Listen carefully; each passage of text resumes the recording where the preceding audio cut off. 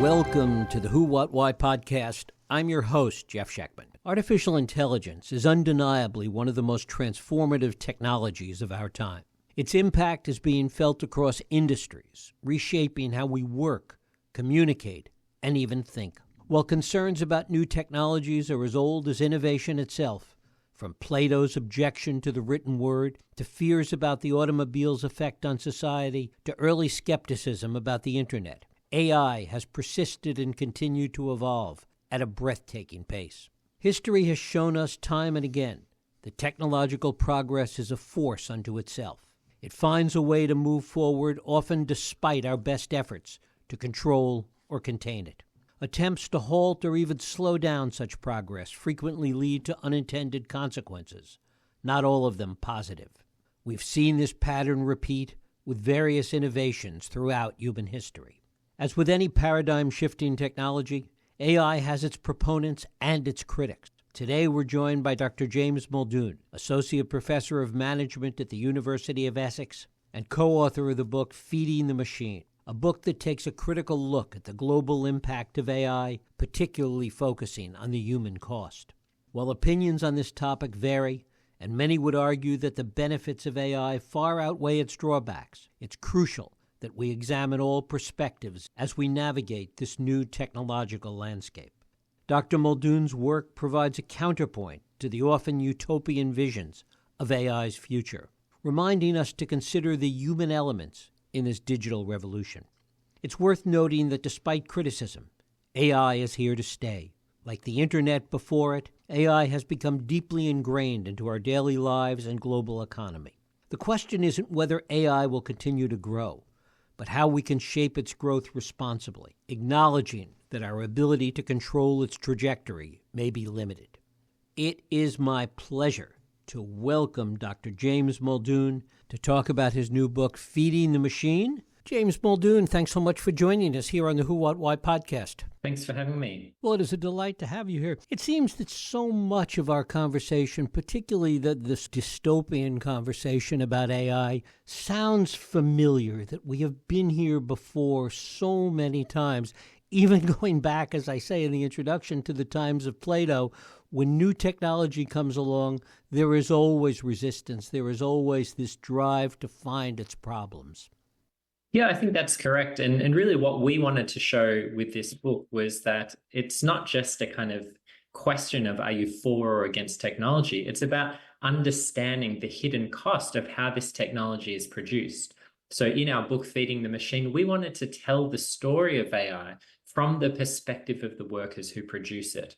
And so we kind of take the reader behind the scenes to look at all the myriad workers that are involved in producing AI, from the data annotation to the content moderation, those who work at data centers, and try to get to the bottom of what kinds of conditions are they working under, and to what extent can we really think that AI is actually people. Is that similar to the conversation that we had for so long about our iPhones, for example, and the way they were manufactured, and so much of technology and the way it has come to evolve and be accepted today? Yes, I think there are really interesting parallels there. When we think of your standard consumer products like chocolate or coffee, I think most people are accustomed to the idea that there are these supply chains that make those products possible. We can think of the plantations where, cocoa is grown.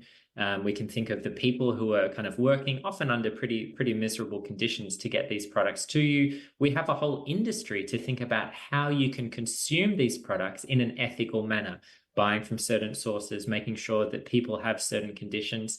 I think it's less common for us to think about these kinds of topics when we imagine technology, because we think about technology generally as something that exists, ephemerally up in the cloud, through the internet, something that's just floating about.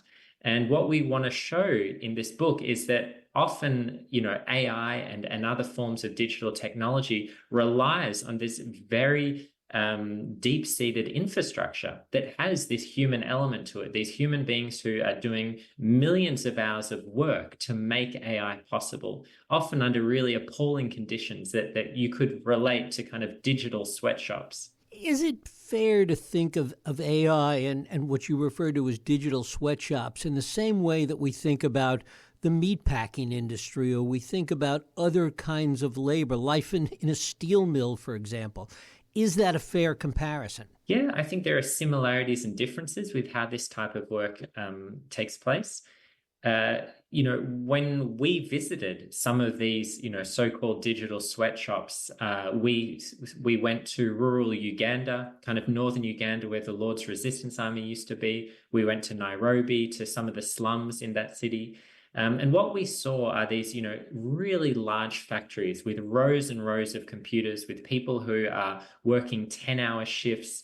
They're kind of going back for unpaid overtime in certain cases. They're getting paid less than $2 an hour to do this kind of work. And their every step is kind of being tracked and monitored, both through computer software that's kind of monitoring their screens and through swiping cards that's monitoring all their movements around the factory. So there are certainly parallels with all kinds of low-income work where people are working under these really grueling conditions. Is it fair to also think about what this kind of work did in transforming China, for example, from a third world country to a country with an exploding middle class? Yes, I think it brings back a lot of the debates that were happening really in the 1990s around the idea of sweatshops and outsourcing, where American companies or European companies would send various types of work and production facilities offshore to where labor conditions were cheaper, to where they could get this work done for less money. And I think it does raise really interesting points because, something we did find when we spoke to a lot of these workers is that, in some cases, yes, this digital work they were doing, in many respects was preferable to the available alternatives that they had, right? So we met people who were, their previous work was selling juice at the market or vegetables at the market or mobile phone chips on the side of the road. And, many of them really, liked, in theory, the idea of participating in creating this technology. I think the real problem lies in the fact of the completely uneven relationship between these tech companies that are centered predominantly in the United States and workers who are based in the global south. And that could be in Kenya, the Philippines, India, all these different countries where a lot of this digital work is outsourced to. And the problem is, the tech companies have a really big say in the conditions of these workers. It would be very, very easy for them and possible for them to set minimum standards, to set conditions that were fair and equitable and gave them a chance to kind of have a future in these jobs and to have a sense of, dignity in their work. And I think when I talk to these workers, this is the real element that's missing. That, the tech companies are basically trying to simulate a global race to the bottom on pay and conditions, where they're pitting these companies against each other and they're trying to make these outsourcing centers do the work as cheaply and as efficiently as possible without much concern for the workers' well-being. Talk a little bit about the kind of work you're talking about with respect to these digital sweatshops. Yeah, I can give you one example. So a lot of this is different forms of data annotation or preparing the data sets that help train AI models. So let's take the example of an autonomous vehicle, a self-driving car that we, have seen a little bit around San Francisco and elsewhere. For these cars to be able to see the road and understand the traffic conditions, the AI models that drive them need to be trained on hours and hours of road footage in order to be able to interpret what they're actually seeing. So they need to basically have a camera that's facing the road and be able to tell the difference between a child and a tree and a street sign. And in order to do that, these videos of street scenes have to be manually annotated by human beings who have to essentially draw boxes around different objects in the videos. And so to produce 1 hour of annotated video footage of some kind of street scene for these AI models, it takes 800 human hours to manually code all the different objects that are being seen in the video. So this is one example, the example of computer vision, of the type of really menial grinding work that a lot of these data annotators have to do. Is there the possibility, though, that this work will ultimately be able to be done by AI itself? Yeah, that's a really interesting question. And I think the jury is kind of still out on what will happen 5, 10, even more years into the future. There are some limitations on the possibility of AI kind of automating this, as it were.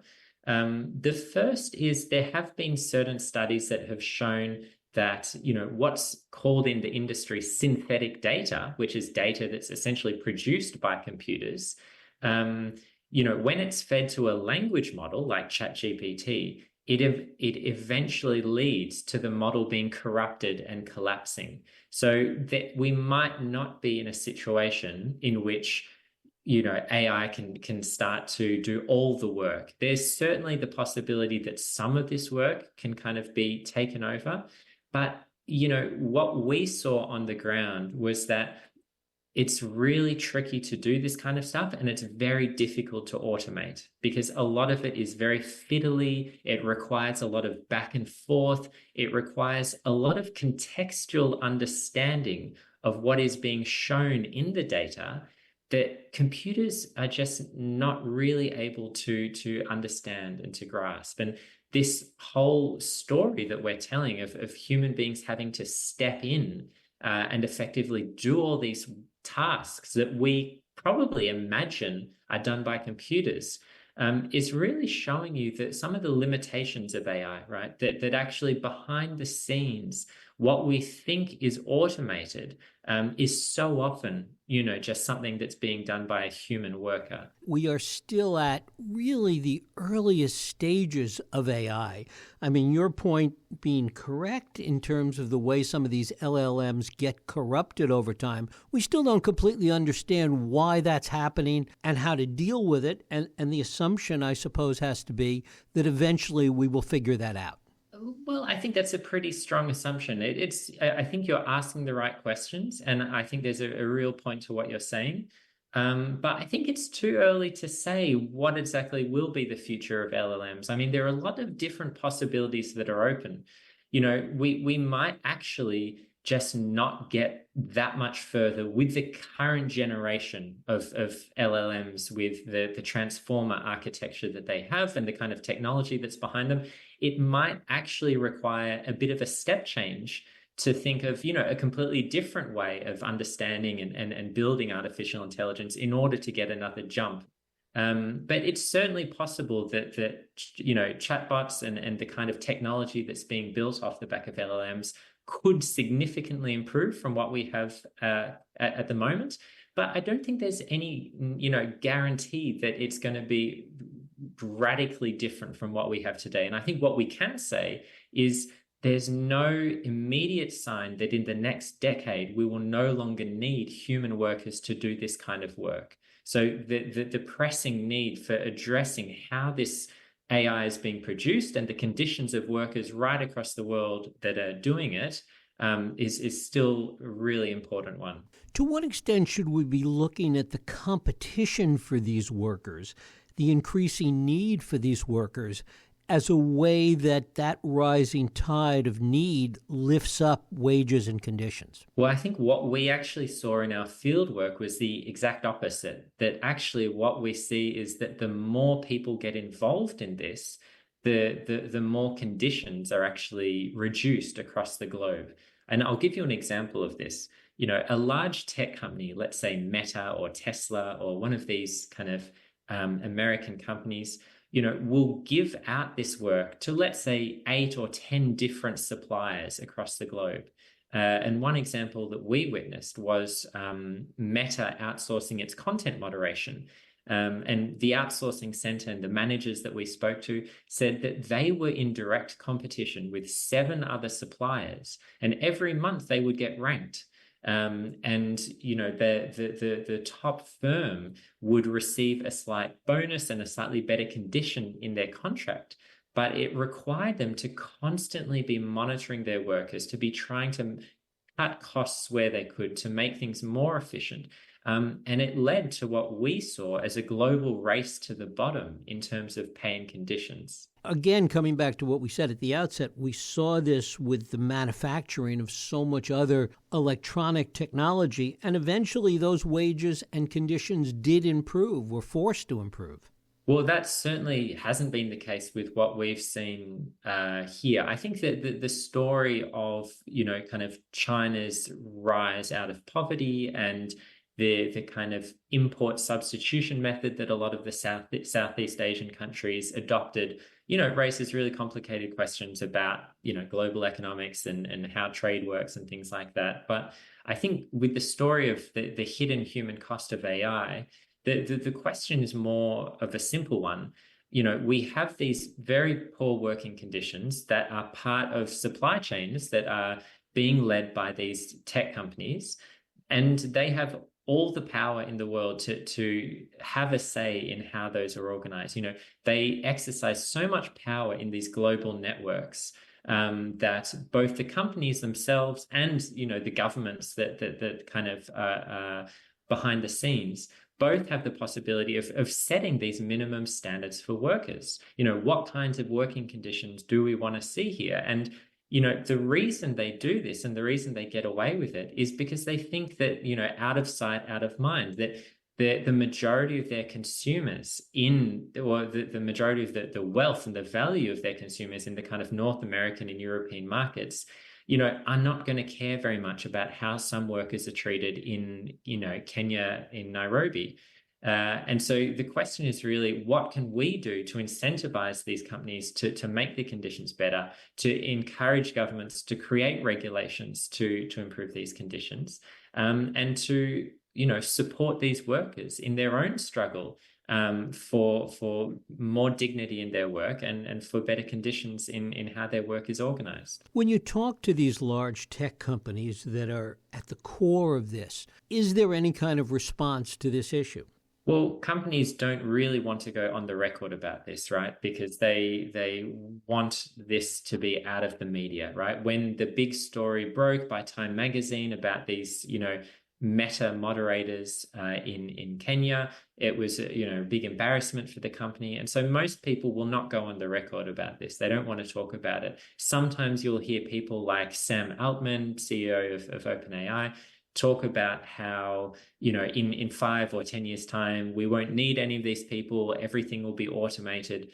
But we've seen from how this work takes place on the ground that that's just not the case, that there's no sign of that in the immediate future. There are companies that are, setting up, entire industries around this process that do not see themselves as kind of being out of a job in a few years' time. So it's not something that the companies want you to think about, right? No one wants you to know how the sausage gets made. They just want you to enjoy the barbecue. These are companies that are equivalent to the Foxconn of the future.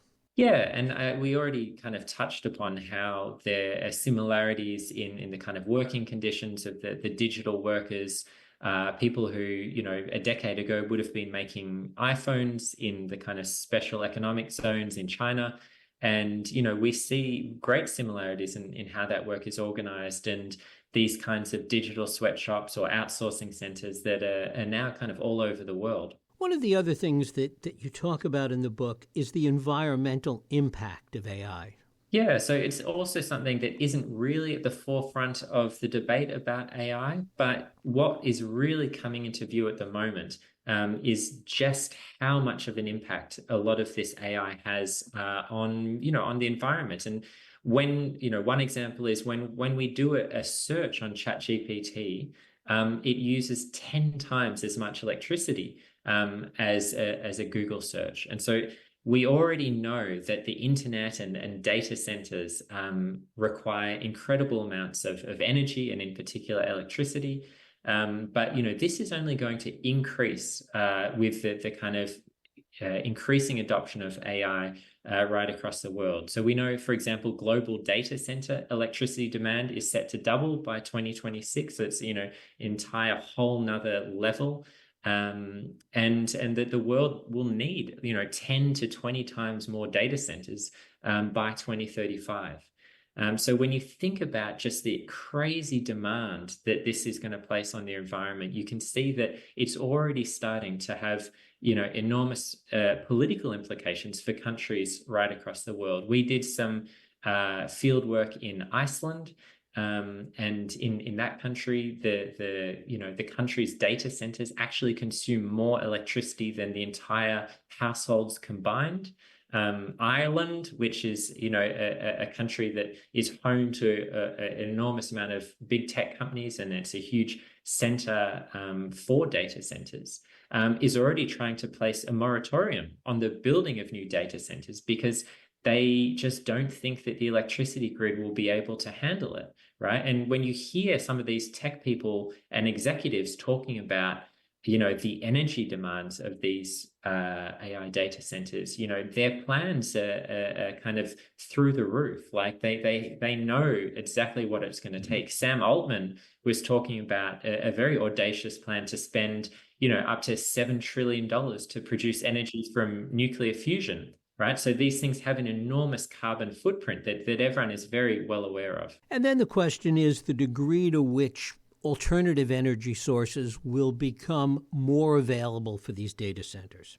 Yeah, so that's something that a lot of the tech companies are very interested in. They, are making a lot of noise about, various forms of renewable energy. And, it will have to be the case that a lot of these facilities will have to be powered by various forms of renewable energy.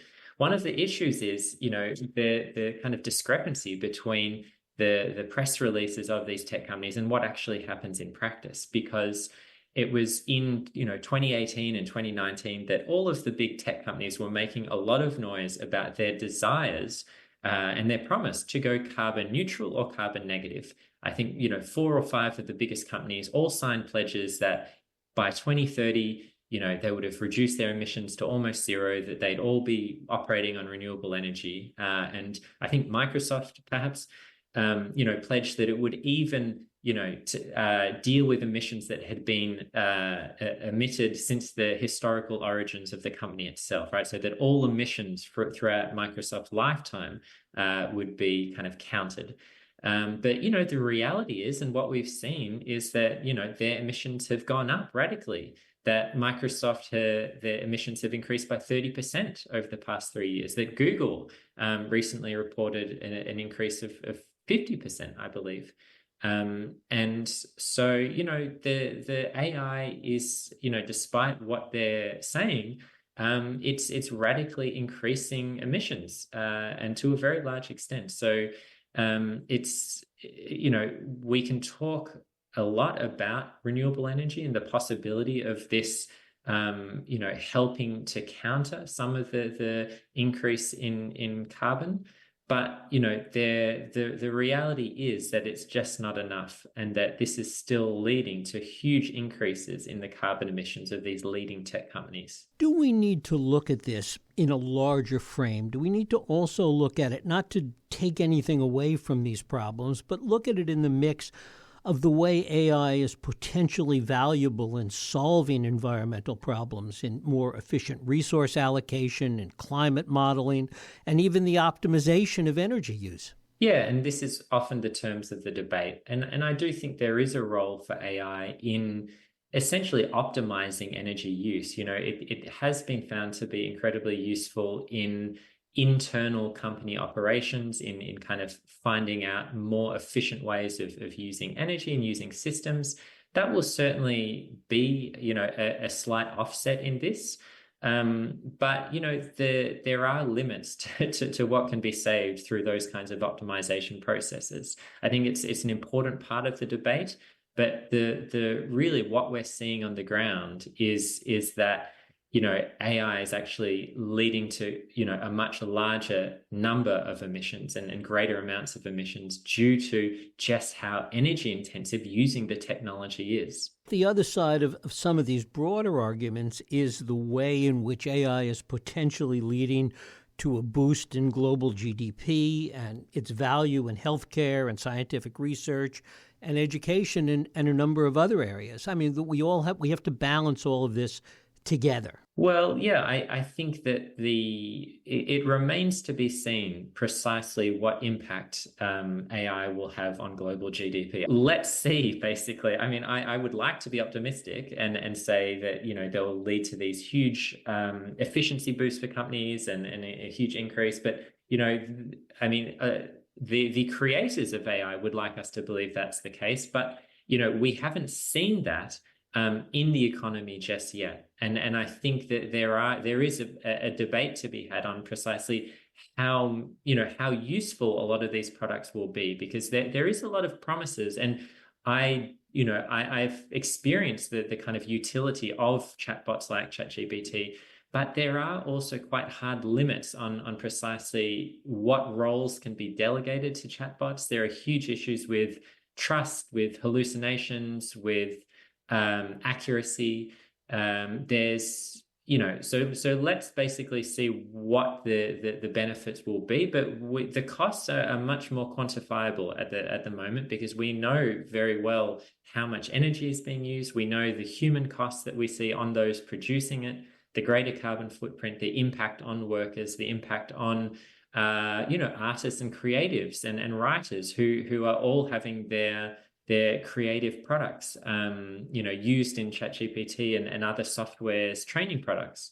So, the costs are very real, and they're they're here right now. So I think we need to be careful when we weigh those against perceived benefits that might arise in the future, but may prove to be illusory. I think it's an open question. It certainly may prove to be that, but part of it is, as we referred to before, we're really still in the early minutes of this game, and that we really don't know where all of this might be going. And in fact, some of its highest and best uses may not even have made themselves available or visible yet. I mean, that's completely true, but we may also be in a situation where we've actually discovered a lot of the use cases, and there might be a decade or so of relative stagnation. And one example could be the kind of creation of social media.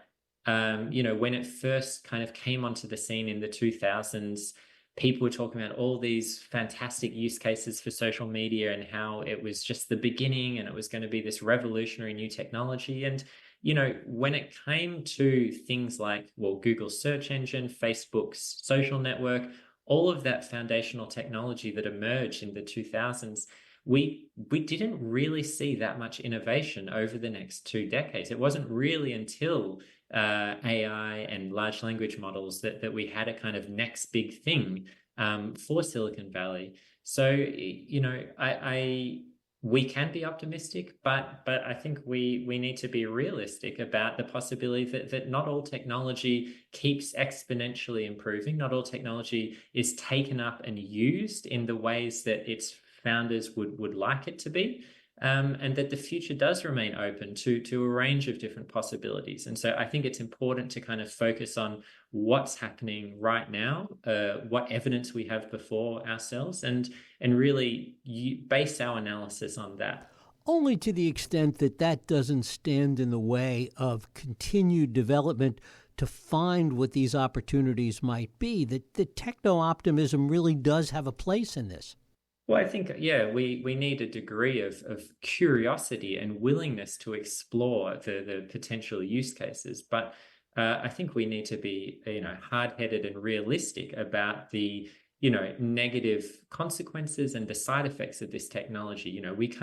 I wouldn't want my doctor or my lawyer just to be typing everything into ChatGPT, nor would I want my, financial advisor or teacher to do the same. So I think we need to understand the limitations of the technology, the real human cost that it's causing to those who are building it, and the environmental damage as well that's being done, because none of those things are illusory, none of those things are uncertain. They're all happening right now. There are areas, though, that certainly are positive. You mentioned doctors a moment ago. Certainly we've seen with respect to radiology that there's a huge potential benefit there. Yeah, and I think it has some great use cases in the medical profession in general. And yeah, it's some doctors and nurses do warn about its possible, use in caring for patients and perhaps not being able to provide the best possible care. But I think that certain cases of particularly like medical imaging and diagnosis,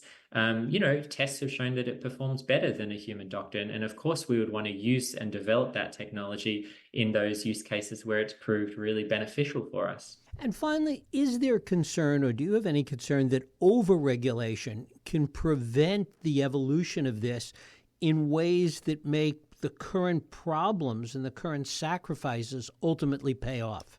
It really depends on the case-by-case basis, right? So when we look at regulation, in the early days, a lot of what we're seeing is attempts to really just regulate the absolute leading actors in this, the largest models, those who we perceive to be building things that could be a potential threat to humanity.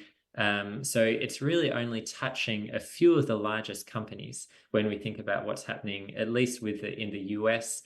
The EU is a slightly different case because there's the new EU AI Act, which is regulating, a range of different use cases for AI and is really trying to classify them into different levels of risk, such that those that are producing, the highest risk will probably be banned from doing that, and those producing kind of medium risk will have a high level of regulation, and those producing low risk software will have a much lighter touch. And I think we need a lot more regulation of this area at the moment. It's a real Wild West right now, but the regulation has to be fit for the cases that it's intending to cover. So we don't want blanket sweeping things that are not really taking into consideration the different use cases in different industries and the different types of technology and how it's being developed. So I think, what we want to see more of in the future is regulation that is being much more precise and specific about how the AI is being made. But we also need more regulation of how it's being produced, because currently none of the AI acts that are being written or implemented across the globe are taking into consideration the kind of supply chains that are necessary to produce AI. So none of this is going to cover all of the workers that we interviewed as part of our book, because it's really just focused on the products and how they're being implemented. So I think we need more regulation when it comes to AI supply chains and the kinds of workers that are needed to produce the current generation of AI systems. Dr. James Muldoon, his book is Feeding the Machine. James, I thank you so much for spending time with us today here on the Who, What, Why podcast. Thank you very much. It's a pleasure to be here. Thank you. And thank you for listening and joining us here on the Who, What, Why podcast. I hope you join us next week for another Radio Who, What, Why podcast. I'm Jeff Sheckman. If you like this podcast, please feel free to share and help others find it by rating and reviewing it on iTunes. You can also support this podcast and all the work we do by going to whowhatwhy.org/donate.